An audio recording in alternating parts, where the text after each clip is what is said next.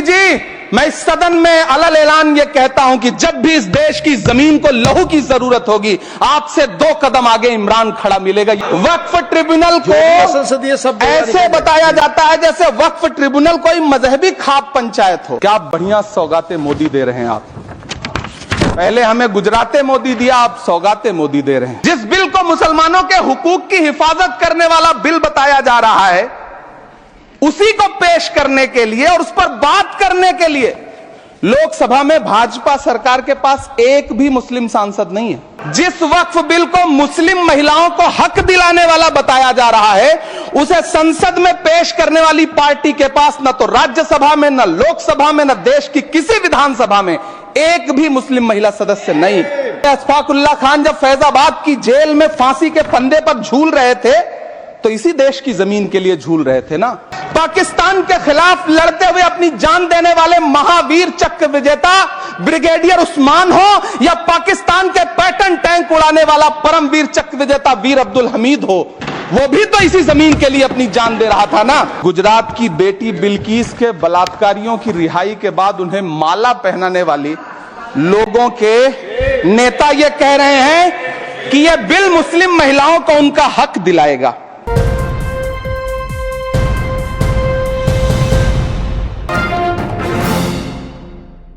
हम ही को कातिल कहेगी दुनिया, हमारा ही कत्लेआम होगा। हम ही कुएं खोदते फिरेंगे, हम ही पे पानी हराम होगा। सभापति महोदय, सन 1947 में दिल्ली की जामा मस्जिद की तारीखी सीढ़ियों पर खड़े होकर के भारत रत्न मौलाना अबुल कलाम आजाद साहब ने कहा था कि मुसलमानों कहां जा रहे हो, यह है तुम्हारा मुल्क, यहां तुम्हारे आबाओ अजदाद की कब्रें हैं। उस वक्त मौलाना आजाद की ये सदाएं सुन करके लोगों ने अपने सरों की गठरियां उतार करके रख दी थी। आज उसी दिल्ली में मौजूद देश की संसद में एक बिल आया है जो हमसे उसी जामा मस्जिद की सीढ़ियों के सबूत मांगेगा, जो उन्हीं सीढ़ियों के पास अपनी कब्र में सोए हुए मौलाना आजाद को फिर से कब्र से सदा देनी पड़ेगी कि ये जो कब्र है वो मेरी कब्र है, ये किसी सरकार की जागीर नहीं है। सभापति महोदय, मैं जहां खड़ा हूं, इसी संसद भवन के सामने सड़क के उस पार अपनी कब्र में सोए हुए भारत के पूर्व राष्ट्रपति फखरुद्दीन अली अहमद की कब्र है। शायद अब उस कब्र से भी सदाएं आए कि यह कब्र मेरी कब्र है, यह सरकार की जागीर नहीं है। सभापति महोदय, मैं वक्फ कानूनों में किए जा रहे संविधान विरोधी बदलावों के खिलाफ बोलने के लिए खड़ा हुआ हूं। संविधान का आर्टिकल 14 हो, 29 हो, 30 हो, चीख चीख कर कहता है कि देश में सब बराबर के हकदार हैं। आर्टिकल 26 कहता है कि सबको अपने अपने मजहबी कामों के लिए मंदिर, मस्जिद, गिरजाघर, गुरुद्वारों का निर्माण करने का हक है और उसका रखरखाव का भी हक है। लेकिन डॉक्टर बाबा साहब अंबेडकर के संविधान को हर दिन कुचलने वाली यह सरकार देश के मुसलमानों से नफरत में इतनी अंधी हो गई है कि खुलेआम देश की संसद में देश सरकार के माइनॉरिटी मिनिस्टर साहब और होम मिनिस्टर साहब झूठ बोलते हैं और देश को गुमराह करते हैं। झूठ शब्द असत्य बोलते हैं। सरकार ने इस बिल का नाम उम्मीद रखा है। मंत्री जी कल से इसे देश के मुसलमानों के लिए नई उम्मीद बता रहे हैं। नहीं मंत्री जी, न तो यह बिल मुसलमानों के लिए नई उम्मीद है और न ही उम्मीद की नई किरण। सभापति महोदय, भाजपा ने पूरे देश में वक्फ के नाम पर कई सारे झूठ फैलाए हैं। आइए आज उनकी सच्चाई पर बात करते हैं। वक्फ ट्रिब्यूनल को संसदीय शब्द ऐसे बताया जाता है जैसे वक्फ ट्रिब्यूनल कोई मजहबी खाप पंचायत हो। सभापति महोदय, जबकि सच्चाई यह है कि वक्फ ट्रिब्यूनल भी तो सरकारी न्यायिक विभाग है जिसमें सरकार द्वारा नियुक्त जज होते हैं, जिसमें प्रशासनिक अधिकारी होते हैं, कहीं ऊपर से थोड़ी आ गए। सभापति महोदय, देश के गृह मंत्री जी ने इसी सदन में कहा कि वक्फ ट्रिब्यूनल के फैसले के खिलाफ कोई कोर्ट नहीं जा सकता, जबकि सच यह है कि वक्फ एक्ट 1995 की धारा 83(9) के तहत हाई कोर्ट वक्फ ट्रिब्यूनल के फैसले की न सिर्फ समीक्षा कर सकता है बल्कि उसे बदल भी सकता है। सच तो यह है कि वक्फ बोर्ड खुद अपनी जमीनों के लिए कई सारी कोर्ट में मुकदमे लड़ रहा है। सभापति महोदय, दिल्ली की जिन 123 संपत्तियों को लेकर कल माइनॉरिटी मिनिस्टर, होम मिनिस्टर साहब और अभी आदरणीय नेता सदन बात कर रहे थे, आइए उनकी सच्चाइयों पे भी बात करते हैं। 1911 में जब अंग्रेजी हुकूमत ने कोलकाता के बजाय दिल्ली को राजधानी बनाने का फैसला किया, तो रायसीना हिल्स के चारों तरफ जो मुसलमानों की ढेर सारी जमीनें थी उनको एक्वायर किया गया और लुटियन को इसकी तामीर की जिम्मेदारी सौंपी गई। सेंट्रल विस्टा की तरह लुटियन जोन का मेगा प्लान तैयार हुआ, लेकिन उस वक्त के मुसलमानों ने उस वक्त की अंग्रेजी हुकूमत से अपनी इबादत गाहों को बचाने के लिए लड़ाई लड़ी। मामला ब्रिटिश गवर्नमेंट तक पहुंचा। तब यह तय हुआ कि वो जो धार्मिक स्थल हैं उन्हें जस का तस रहने दिया जाएगा। इंडिया गेट के बगल वाली मस्जिद हो, जाप्तागंज, सुनहरी बाग मस्जिद हो, पार्लियामेंट रोड वाली मस्जिद हो, ऐसी 123 संपत्तियों के मैनेजमेंट के लिए 1913 में मुसलमान वक्फ वैलिडेशन एक्ट बना और उसके बाद एक नया शहर बसाया गया जिसे लुटियंस जोन का नाम दिया गया। फिर 1943-45 के बीच एक और समझौता हुआ आजादी से पहले, उसके तहत काफी सारी वक्फ जायदादों को सुन्नी मजलिस औकाफ बनाकर उसके अंडर किया गया ताकि उसकी देखरेख की जा सके। गृह मंत्री जी 2 दिन से सदन में जो बात कह रहे हैं वो दरअसल 123 संपत्तियां उसी सुन्नी मजलिस औकाफ के तहत आती। सभापति महोदय, आजाद भारत आजाद हुआ। आजादी के बाद भारत में 1954 में वक्फ एक्ट लागू हुआ, जिसकी धारा 9 के तहत 1964 में केंद्रीय वक्फ काउंसिल का गठन हुआ। दिल्ली की वही 123 प्रॉपर्टीज को 1970 में सर्वे गजट करके गजट नोटिफाई किया गया। इसके निपटारे के लिए पूर्व प्रधानमंत्री इंदिरा जी के द्वारा 1974 में एक बर्नी कमेटी बनाई गई। बर्नी कमेटी ने 1976 में इन 123 संपत्तियों को दिल्ली वक्फ बोर्ड की संपत्ति होने की रिपोर्ट सौंपी। उस रिपोर्ट के आधार पर 1984 में कांग्रेस सरकार ने उन 123 प्रॉपर्टीज को दिल्ली वक्फ बोर्ड को सौंपने का फैसला किया, जिसके खिलाफ विश्व हिंदू परिषद कोर्ट गई। मामला 2011 तक पेंडिंग रहा। फिर 2011 में कोर्ट ने सरकार को आदेशित किया कि इसका निपटारा करो। तब 2013 में तत्कालीन यूपीए सरकार ने दिल्ली की उन्हीं 123 जायदादों को बर्नी कमेटी की सिफारिशों के मुताबिक वक्फ बोर्ड के हवाले किया। यही वो प्रॉपर्टीज हैं जिनके नाम से गृहमंत्री जी कल से कांग्रेस को कोस रहे हैं। फिर आई 2014 में भाजपा की सरकार, जो तब से इन जमीनों को हड़पने की साजिश कर रही है। जिस बिल को मुसलमानों के हुकूक की हिफाजत करने वाला बिल बताया जा रहा है, उसी को पेश करने के लिए और उस पर बात करने के लिए लोकसभा में भाजपा सरकार के पास एक भी मुस्लिम सांसद नहीं है। जिस वक्त, मैं लोकसभा कह रहा हूं, सुना करिए, जिस वक्फ बिल को मुस्लिम महिलाओं को हक दिलाने वाला बताया जा रहा है, उसे संसद में पेश करने वाली पार्टी के पास न तो राज्यसभा में, न लोकसभा में, न देश की किसी विधानसभा में एक भी मुस्लिम महिला सदस्य नहीं। कल किरण रिजिजू जी कह रहे थे कि रेलवे की जमीनें देश की जमीनें हैं, डिफेंस की जमीनें देश की जमीनें हैं। हां मंत्री जी, हैं, बिल्कुल हैं। ये जो वक्फ की जमीनें हैं, ये हमारे पुरखों ने धार्मिक कामों के लिए डोनेट किया है, तो हम भी तो इसी देश के नागरिक हैं, हम भी तो इसी देश के बेटे हैं, तो वक्फ की जमीनें भी तो इसी देश की जमीनें हैं। उनको पराया क्यों बोलते हैं आप? सभापति महोदय, अशफाकुल्लाह खान जब फैजाबाद की जेल में फांसी के फंदे पर झूल रहे थे, तो इसी देश की जमीन के लिए झूल रहे थे ना।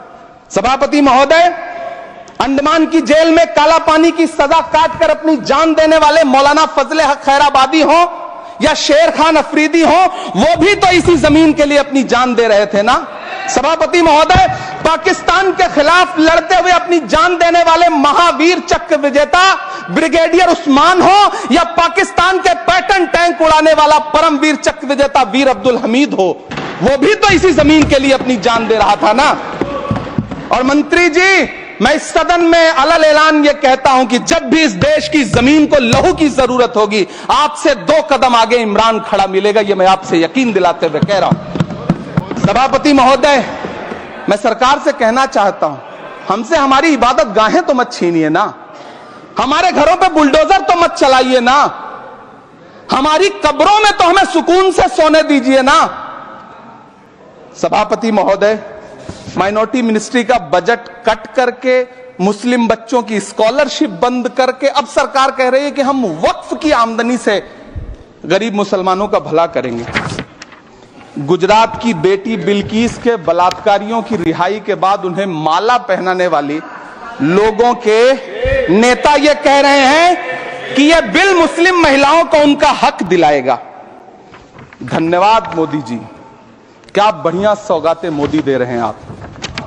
पहले हमें गुजराते मोदी दिया, आप सौगाते मोदी दे रहे हैं।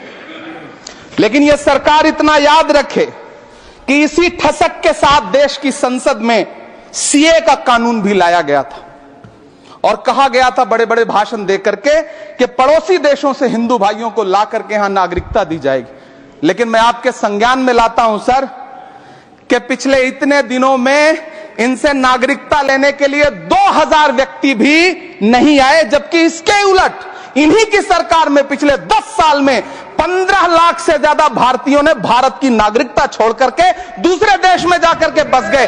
यह हुआ उस कानून का अंजाम। सभापति महोदय, इसी तरह की जिद के साथ किसानों के खिलाफ भी कानून लाए गए थे। जिस तरह आज वक्फ के फायदे गिनाए जा रहे हैं, उसी तरह से किसानों को भी कृषि कानूनों के फायदे गिनाए गए थे। लेकिन अंजाम क्या हुआ? 700 किसानों की शहादत लेने के बाद सरकार को अन्नदाता किसानों के सामने घुटने टेकने पड़े और कृषि कानून वापस लेने पड़े। जिल्ले इलाही, जमहूरियत जो है वो नफरत और ठसक से नहीं चलती है, अकड़ से नहीं चलती है, उसमें सबकी हिस्सेदारी जरूरी है। कल देश के माइनॉरिटी मिनिस्टर ने लोकसभा में खड़े होकर एक शेर सुनाया था कि मुझसे कोई बदगुमान न हो, तो मैं उन्हें एक शेर सुनाना चाहता हूं कि मैं आज जद पे हूं तो इतना खुशगुमान न हो, मैं आज जद पे हूं तो इतना खुशगुमान न हो, चराग सबके बुझेंगे हवा किसी की नहीं। नीतीश कुमार जी हो, चंद्रबाबू नायडू जी हो, चिराग पासवान जी हो, जयंत चौधरी जी हो, देवे गौड़ा जी हो, जीतन राम मांझी जी हो, सबको समझना पड़ेगा कि जब जंगल में आग लगती है तो न वो बरगद बचते हैं जो हवा को आंधी में तब्दील करते हैं, न वो बांस बचते हैं जो आपसी रगड़ से चिंगारी पैदा करते हैं। सभापति महोदय, जब देश को मनमोहन सिंह साहब जैसा काबिल प्रधानमंत्री मिलता है तो देश को आरटीआई जैसा एक्ट मिलता है, सेज जैसा एक्ट मिलता है, मनरेगा जैसा एक्ट मिलता है, लिबरलाइजेशन मिलता है, राइट टू एजुकेशन मिलता है, नेशनल फूड सिक्योरिटी एक्ट मिलता है। लेकिन जब देश को सौगातें मोदी मिलती है तो क्या मिलता है? सीए मिलता है, फॉर्म्स लॉ मिलता है, आर्टिकल 370 मिलता है, इलेक्टोरल बॉन्ड जैसा एक्ट मिलता है और वक्फ अमेंडमेंट एक्ट जैसे बिल देश को मिलते हैं। मुझे तो अपने हमवतन भाइयों से पूछना है कि आपको अपने बच्चों की तरक्की, खुशहाली और नौकरी की दरकार है या फिर मुसलमानों की दान की गई जमीनों को लूट कर धन्ना सेठों को देने की साजिश करने वाले कानून की? सभापति महोदय, यह सरकार रात के 3 बजे तक पूरे देश को जगा करके संसद में अपने ही नागरिकों को नीचा दिखाने के लिए वक्फ बिल ला रही थी, तो उधर रात के 1:30 बजे अमेरिका हम पर 26% टैरिफ लगा रहा था। सरकार की प्राथमिकताएं देश को पता।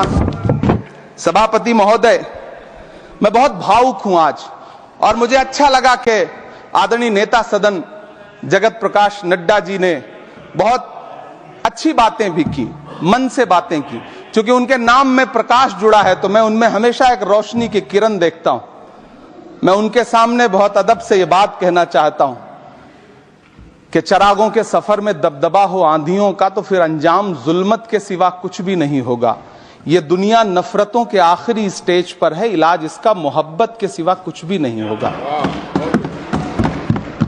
मैं भावुक हूं, मेरी पलकें गीली हैं। अगर देश की एक बहुत बड़ी आबादी को लगता है कि आप उसका भला करने के लिए नहीं बल्कि उनकी इबादत गाहों, उनकी कब्रिस्तानों, उनकी खानकाहों को बर्बाद करने का बिल ला रहे हैं, तो फिर आप अगर समझाने में नाकामयाब रहे हैं तो यह आपकी नाकामयाबी है। पहले समझाइए, उसके बाद कोई बिल लेकर के आइए, तब शायद हम आपका इतनी पुरजोर तरीके से विरोध ना करें। लेकिन सभापति महोदय, मैं अंत में सिर्फ इतना कहना चाहता हूं कि इस बिल में जो भी पॉइंट्स दिए गए हैं, बॉम्सी पोर्टल देख लीजिए, सरकार का झूठ आपको पकड़ में आ जाएगा। हम डरे नहीं हैं, हम सिर्फ सरकार से अपील कर रहे हैं कि हमें अपना समझिए। हम आपके अपने हैं, इस देश के नागरिक हैं और आप ताकत में हैं। संख्या बल के आधार पर बिल हो सकता है आप पास करा ले, लेकिन आपको यह बात समझनी पड़ेगी कि हम तो वो तारीख हैं, जहनों में रहना है जिसे, कागजी पुर्जे नहीं जो फाड़ डाले जाएंगे। जिस जमी पर मैं खड़ा हूं ये मेरी पहचान है। आप आंधी हैं तो क्या मुझको उड़ा ले जाएंगे? आपको यह बात समझनी पड़ेगी। आपको अगर इतना विपक्ष की तरफ से पहले जेपीसी में इतने सारे पॉइंट्स आए और उसके बाद कल से लोकसभा में और राज्यसभा में सुझाव आप सुनने को तैयार नहीं है, लोगों की शंका को दूर करने के बारे में आप बिल्कुल सोच नहीं रहे, बस आप कह रहे हैं यह बिल उम्मीद की नई किरण है। नहीं साहब, इसे भले किरण जी लेके आए हैं, लेकिन ये उम्मीद की नहीं बल्कि नाउम्मीदी की किरण है। और इस देश की एक बहुत बड़ी आबादी इस बात से खदशे में है, शक में है कि आप सीधे उनकी जमीनों को लूट करके धन्ना सेठों को बेचना चाहते हैं। मेरी अब भी आपसे अपील है कि इस बिल को वापस लीजिए। यह बिल कहीं से आपके अपने नागरिकों के लिए अच्छा नहीं है। यह बिल सिर्फ इस देश के मुसलमानों को नीचा दिखाने का और अपने एक ऐसे मतदाता वर्ग को खुश करने का बिल है जिनको इस बिल के पास हो जाने से कुछ मिलेगा भी नहीं। लेकिन आप एक नैरेटिव देना चाहते हैं, एक मैसेज देना चाहते हैं। मेरी आपसे अपील है कि कृपया ये जो सबका साथ सबका विकास का नारा है, इस नारे को रत्ती भर तो चरित्रार्थ कर दीजिए। बहुत बहुत धन्यवाद।